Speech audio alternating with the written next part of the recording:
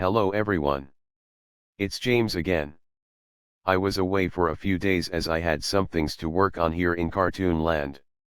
Also, I was able to get some much needed cartoon rest. But please know, I'm reading your comments.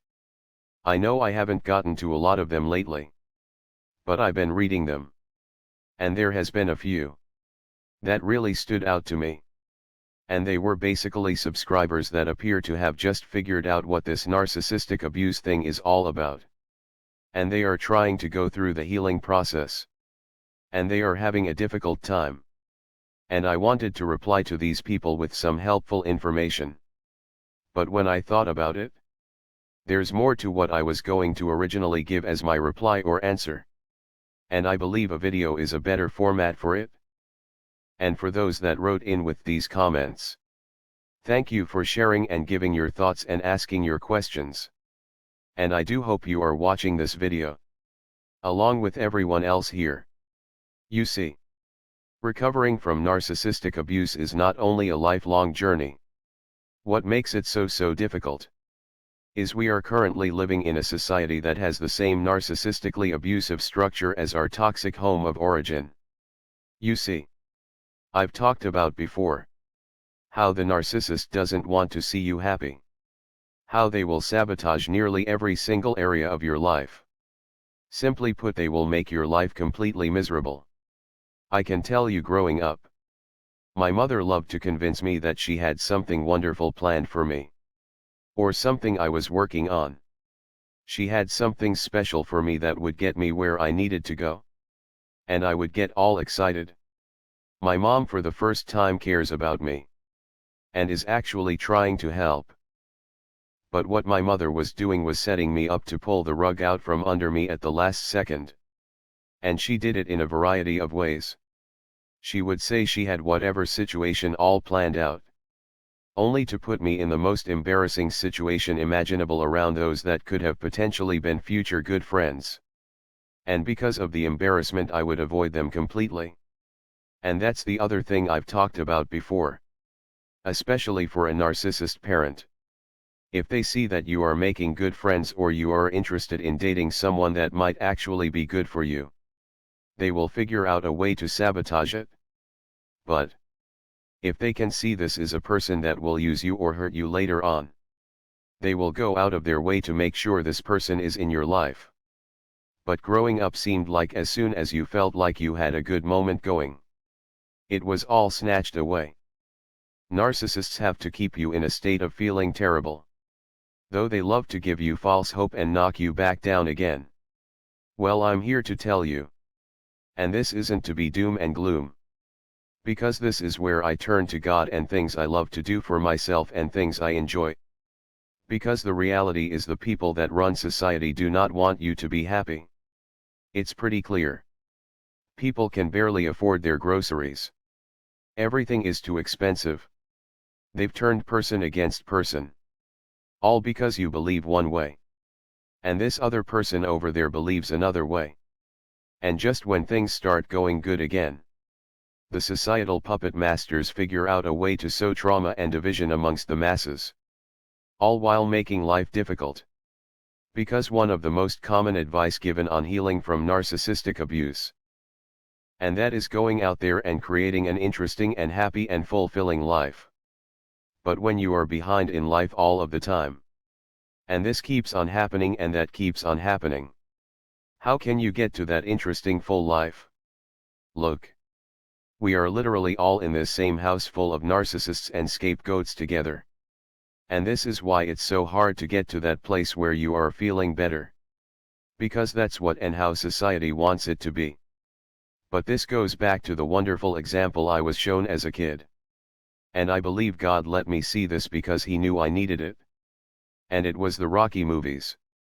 And in Rocky 1, Rocky gets picked randomly to fight the heavyweight champion of the world. And just to digress for a moment. For those of you that don't know, Sylvester Stallone grew up just like us. When you hear his latest interviews with his daughters asking about his abusive mother and father, his stories sound nearly identical to ours. And I believe that's why those movies hit so hard. Because I believe he brought the pain of his life into this character and movies he wrote. But in Rocky 1, Rocky gets a chance to go from nobody to a somebody. But before the rug can get snatched from under him, he realizes that's what's going to happen. Meaning, he realized they picked him because they can easily make a show out of the event at Rocky's expense. And how Rocky realizes this is the night before the fight. He walks to the arena, and he sees the big poster of himself wearing the wrong color shorts. The event promoter walks in at the same time, and Rocky points this mistake out to the promoter. And the promoter says, "It really doesn't matter, does it? I'm sure you will give us a good show." In that short interaction, I believe Rocky understands what is happening. That they are going to use him to make a fool out of him and sell a bunch of tickets in the process. And it's supposed to be this joke thing that he was taking seriously. And when he goes home, he sits on the bed as Adrian wakes up. And he says, he can't do it. He can't beat Apollo. But then he goes on to set a different goal. And that is to last until the very end. Because no one has ever been able to give Apollo Creed a competitive 15-round fight. They all get knocked out in 2 or 3 rounds. But if this guy that everyone thinks is a joke, if he can fight hard and strong enough to last until the end, in Rocky's eyes he will no longer feel like a bum from the neighborhood. Which is likely how he was made to feel his entire life.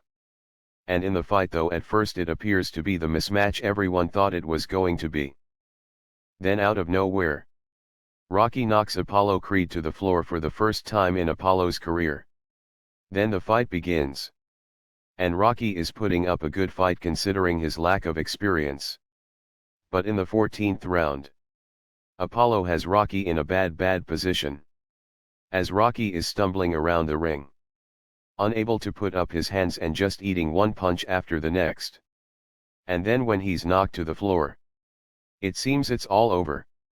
Even Rocky's trainer, Mickey, is telling Rocky to stay down for Rocky's own good. Apollo puts his hands up in the air and turns around and starts his victory dance.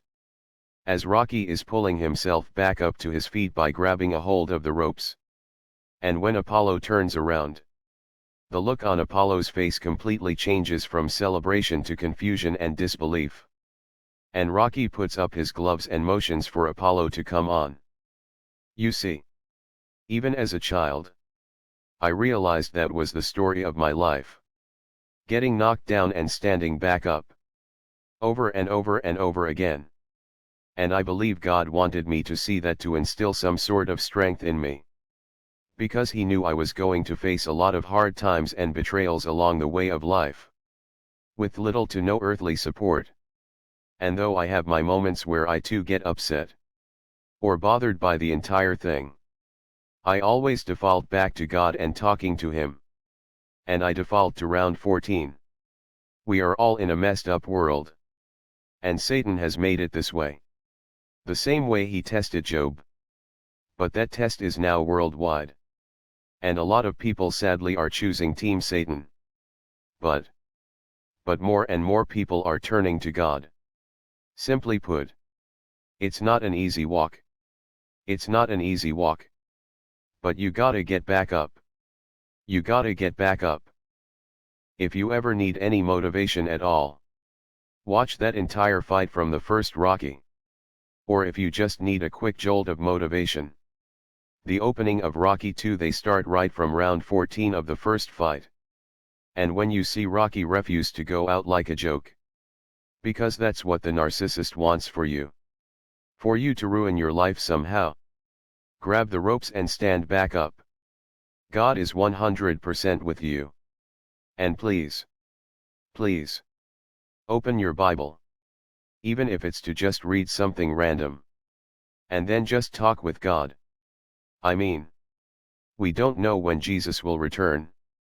But it's looking to be soon. At least it looks to be that way.